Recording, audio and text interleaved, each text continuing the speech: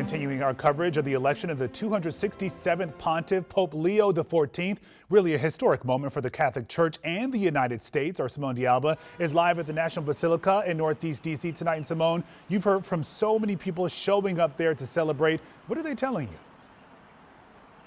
The energy is just incredible, Zoe. And you know what, by the way, I've got my fancy umbrella because as Caitlin was saying, it's going to start raining. And I think much like on your wedding day, rain is a positive thing in this case. We're talking all things Pope Francis. And you know what a remarkable guy. And you can really feel the energy here. Excuse me, Pope Leo. See, the energy of Pope Francis is still prevalent as we usher in this new era with Pope Leo. I wanted to get you some fast facts about him because really he's got a fascinating background. And so here are some things you need to know about him. He was born in September 1955. He is American and he is Peruvian, which is something that's fascinating because as we've talked about perhaps an American not being elected as Pope, a lot of people are speculating that his ties to South America really helped distinguish him. Now, I did want to mention too, on a side note, he is a fan of the Chicago Cubs. As I talked about, he is a naturalized citizen of Peru.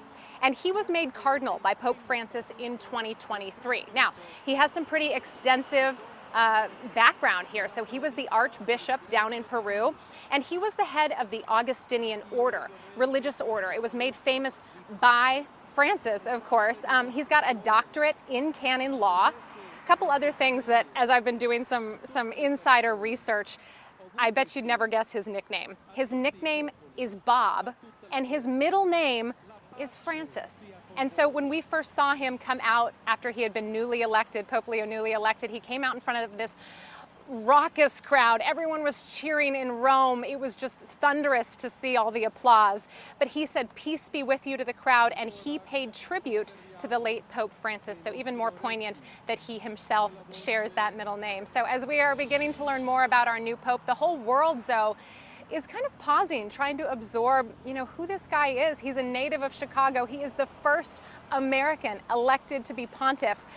It's a lot to take in. And as a Catholic myself, trying to wrap my mind around this as we were talking to students, it's a lot, but there's a lot of joy that I think people are sharing as we're out here today at the National Basilica. So it's fascinating to be a part of, and a lot of hope, that maybe as an American, Pope Leo one day could come visit us here, of course, in Washington, D.C. We'll send it back to you. Our Pope coverage continues despite the raindrops that are coming down here at the National Basilica. Well, we were worried. At least we see that you have your umbrella there. A lot of folks are like you today, Simone. They're trying to figure out who Pope Leo XIV is and what this will mean going forward for the Catholic Church.